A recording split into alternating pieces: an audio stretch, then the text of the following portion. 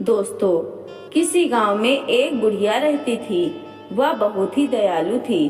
वह अकेली रहती थी। उसके परिवार में कोई नहीं था। उसके पास 2 कमरों का मकान था जिसमें वह रहती थी।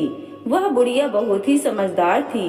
वह किसी भी व्यक्ति को अपना मकान किराए पर नहीं देती थी। वह समझती थी कि अगर उसने अपना मकान किसी भी ऐसे व्यक्ति को दे दिया जो बाद में उसके मकान को न छोड़े, इसलिए वह अपना मकान किसी को भी देने में कतराती थी। उसके पास 2-3 बकरियां थीं, जिसका दूध वह बाजार में बेच देती थी, लेकिन बकरी के दूध को कम लोग ही पीते थे। एक दिन उसके पास उसकी मुंह बोली बहन आकर बोली, बहन तू झूठ मूठ में कह दिया कर कि बकरी का दूध तो सेहत के लिए बहुत ही अच्छा होता है, इसको पीने से बहुत बीमारियां ठीक होती हैं, तब देखना चमत्कार। यह बात किसी को मत बताना। वह बोली, तुम अपने आप को अकेला महसूस भी नहीं करोगी। तुम्हारे पास लोग आने लगेंगे। तुम लोगों को कहना इस दूध को पीने से कितने बीमार व्यक्ति ठीक हुए हैं। तुम यहाँ के लोगों को मत कहना। तुम अगर कोई बाहर से कोई व्यक्ति इस गांव में आएगा, उसको तुम ऐसा कहना। बुढ़िया बड़ी खुश हो गई। उसकी मुंह बोली बहन कुछ दिनों के पश्चात अपने घर वापस चली गई। बुढ़िया ने सोचा, क्यों न मैं अपनी बहन की बात को आजमा कर देखती हूँ। उसके घर के पास ही कुछ दूरी पर एक विदेशी नवयुवक ने मकान किराए पर लिया था। वह दंपति अपने बेटे के साथ रहने के लिए आए थे। उसकी पत्नी हरदम बीमार रहती थी। एक दिन सैर करते करते चंपा विदेशी दंपत के घर के पास से जा रही थी। बातों ही बातों में चंपा ने उसके छोटे से बच्चे को टॉफी पकड़ा कर कहा, ले लो बेटा ले लो, लगता है नए नए यहाँ आए हो। वह महिला बोली, हाँ बहन, मैं, मेरा पति और मेरा बच्चा यहाँ पर जलवायु परिवर्तन के लिए हिमाचल की वादियों में घूमने के लिए आए हैं। तुम्हारा प्रदेश तो बहुत ही अच्छा लगता है। यहाँ पर कल कल करते झरने, हरी भरी वादियों, प्रकृति की अद्भुत छटा का नजारा देखते ही बनता है। वह बोली, हाँ यहाँ पर रहोगी तो आपको विलायत जाने का मन ही नहीं करेगा। मैं भी तुम्हारे सामने वाले घर में रहती हूँ। अगर आपका दिल ना लगे तो आप हमारे घर में खुशी से आ सकते हैं। छोटा सा घर है। अतिथि तो पूजने लायक होते हैं, अतिथि तो पूजनीय होते हैं। मैं अपने घर में आपका स्वागत करूंगी, आना जरूर। चंपा उनसे मेल जोल बढ़ाकर चली गई थी। एक दिन चंपा का बच्चा बाहर अकेला खेल रहा था। उसने उसको बुलाया, बेटा क्या बात है, तुम्हारी माँ नहीं आ रही? मेरी मम्मी बीमार है, इसलिए तो हम यहाँ आए हैं। चंपा से रहा नहीं गया। उसके घर जाकर बोली, मैम साहब नमस्ते। मयन की मम्मी उठकर बोली, बहन तुम? चंपा बोली, आपके बेटे से सुना आप बीमार हैं। वह बोली, आपने ठीक ही सुना है, मुझे गुर्दे की बीमारी है। मुझे डॉक्टर ने कहा है कि आपको जलवायु परिवर्तन के लिए किसी पर्वतीय स्थल पर जाना है। शायद ज्यादा ही बीमार पड़ जाती, इसीलिए हम यहाँ पर सैर करने आ गए। चंपा बोली, बीबी जी आपने ठीक ही सुना है, हिमाचल की भूमि ही देवताओं की भूमि है। यहाँ पर देवता निवास करते हैं। आप जल्दी ही ठीक हो जाएंगे। आपको 1 साल देती हूँ मैं। उसकी मम्मी बोली, क्या तुम दूध कहाँ से लेती हो? वह बोली, हम पैकेट का दूध लेते हैं। चंपा बोली, छोटी मुंह बड़ी बात, मैं आपको एक सलाह देती हूँ। आप बकरी का दूध कुछ दिनों के लिए पियो, तब देखना चमत्कार। तुम्हें लगेगा तो वह बुरा, मगर आपकी बीमारी जड़ से समाप्त हो जाएगी। शाम को सैफली ने अपने पति को कहा, यह साथ वाली औरत मुझे कह रही थी कि बकरी का दूध पी कर देखो, शायद इसका दूध भी बिक नहीं रहा होगा, इसलिए वह हमें ऐसा कह रही है। शेखर बोला, हो सकता है वह ठीक कह रही हो। बकरी का दूध बहुत ही पौष्टिक होता है, बस थोड़ी दुर्गंध वाला होता है। पीकर देखने में क्या जाता है, हो सकता है तुम्हें कुछ लाभ मिले। कितनी दवाइयाँ तुम्हें मैं खिला चुका हूँ, बकरी का दूध खराब भी नहीं करेगा। सैफाली उनको बकरी का दूध देने गई। कुछ दिनों बाद जब सैफाली विदेश गई, वह सैफाली को बोला, आपको कोई बीमारी नहीं है, आप तो बिल्कुल स्वस्थ हो चुकी हो। वह हैरान हो गई, वह तो सचमुच ठीक हो चुकी थी। बाहर से जब विदेशी लोग आते, उन्हें वह बकरी का दूध देती। लोग उसके द्वारा दिए गए दूध को पीकर स्वस्थ हो जाते। एक छोटे से प्रदेश में रहने वाली बुढ़िया की इतनी व्याख्याति हो गई, लोग उसकी बकरी का दूध पीने दूर दूर से आने लगे। उसने सपने में भी नहीं सोचा था कि उसकी मुंह बोली बहन की बातों का उस पर इतना गहरा असर होगा।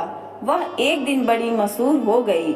उसने बहुत सारी बकरियां रख ली। सैफाली हर बार की तरह छुट्टियों में विदेश से आकर उनके घर के पास ही रहती थी। उस बुढ़िया के कारोबार को फैलता देखकर लोग उसकी जमीन पर और उसकी बकरियों को चुराने की योजना बनाने लगे। हम इस बुढ़िया को मार देंगे। एक दिन बुढ़िया की मुंह बोली बहन अंजलि का बेटा रोहन गांव में आया। उसकी माँ ने उसको बताया था कि बकरी का दूध बेचने की योजना तो अपनी बहन को मैंने ही दी थी। वह यह देखने आया था कि उसका कारोबार कैसा चल रहा है। उसको देखकर बोला, मौसी आप तो बहुत ही भाग्यवान हैं, आपका कारोबार अच्छा चल रहा है। अब आप आराम करो, मैं आपकी बकरियों की देखभाल किया करूँगा। आप मुझे अपना बेटा समझो। बुढ़िया उसके मन में अंदर क्या चल रहा है, उसमें छिपी मकसद को समझ नहीं सकी। वह बोली, कुछ दिन यहाँ रह कर देख लो, जब तुझे अच्छा लगेगा तब तुम देख लेना। वह सोच रही थी कि इसकी माँ ने ही तो मुझे यह योजना बताई थी। अगर इसका बेटा इस व्यापार को संभाल लेगा तो ठीक है, इसमें बुराई ही क्या है। थोड़ा थोड़ा रोजी रोटी का गुजारा चलता रहेगा। एक दिन रोहन ने उसे मिठाई में मिलाकर जहरीली दवा खिला दी। उसने कहा, मौसी जी मैं आज आपको बूंदी के लड्डू लाया हूँ। चंपा ने लड्डू खा लिए थे। वह बेहोश हो गई थी। वह लड्डू बहुत जहरीले थे। जैसे ही बुढ़िया बेहोश हो गई, रोहन वहाँ से खिसक गया ताकि उस पर किसी को शक न हो। उसे बेहोश होता देखकर वह वहाँ से जल्दी से बाहर चला गया। इस बुढ़िया की लाश को कहाँ ठिकाने लगाऊं? उसने दरवाजा बंद कर दिया। जल्दी से ताला लगाना भूल गया। जल्दी से एक दुकान पर पहुंचा। उसने वहां 2 बोरियां और एक रस्सी खरीदी। बोरी में उसे भरकर उसकी लाश को नदी में फेंक देगा। शाम के समय सैफेली का दूध लेकर चंपा आती थी। जब वह दूध लेने नहीं आई तो सैफली और उसका पति सैर दोनों उसके घर चले। उनको किसी मरीज को देखने जाना था। दोनों ने अपना सामान लिया और दवाइयाँ ली। सैफाली अपने पति सैर से बोली, पहले मैं चंपा के घर में दूध का बर्तन छोड़ कर आती हूँ। जैसे ही उसने दरवाजा खटखटाया, दरवाजा खुल गया। वहाँ पर चंपा बेहोश पड़ी थी। उसके मुंह से झाग निकल रहा था। सैफाली ने उस पर पानी के छींटे डाले। जहर धीरे धीरे सारे शरीर में फैलता जा रहा था। सैफाली ने अपने पति को कहा, उसे क्लिनिक ले चलते हैं। उन्होंने उसे अपने क्लिनिक ले जाकर उसे इंजेक्शन लगाया। उसे उल्टी आ गई थी। थोड़ी देर बाद उसे होश आया। चंपा बच गई। सैफाली बोली, तुमने यह जहरीला लड्डू खा लिया था जिसके कारण तुम्हारी ऐसी हालत हुई। बुढ़िया को समझ आ गया था कि उसकी मुंह बोली बहन के बेटे ने ही उसे जहरीला लड्डू खिलाया। वह मेरा मकान अपने नाम कराना चाहता है। उसने सोचा होगा ये बुढ़िया अकेली रहती है, इसको मारकर इसके घर पर कब्जा कर लेता हूँ। चंपा ने अपनी सारी कहानी डॉक्टर और उसकी पत्नी को सुना दी। सैफाली बोली, बहन जाकोरा के साइयाँ मार सके ना कोई। जिसको भगवान ने बचाया होता है उसको दुष्ट व्यक्ति चाहे कितनी भी कोशिश कर ले, वह अपने इरादों में कभी भी कामयाब नहीं हो सकता। सैफाली बोली, हम उसकी परीक्षा लेंगे, वह अभी फिर आएगा, तुम ऐसे ही पड़ी रहना। हम देखना चाहते हैं कि वह क्या करेगा। उसकी परीक्षा लेना बहुत ही जरूरी है। हम विश्वास दिलाते हैं कि हम तुम्हारे साथ कोई भी बुरा नहीं होने देंगे। चंपा बोली, एक पुलिस वाले के साथ मेरी पहचान है, उसे भी बुला लो। सैफली ने उस पुलिस इंस्पेक्टर को फोन पर सारी बात समझा दी। पुलिस वाला बोला, मैं तुम्हारे घर के आसपास ही हर आने जाने पर अपनी नजर रखूंगा। डॉक्टर और उसकी पत्नी ने भी अपनी गाड़ी बाहर एक और खड़ी कर दी। बुढ़िया की मुंह बोली बहन के बेटे को आने में देरी हो गई थी।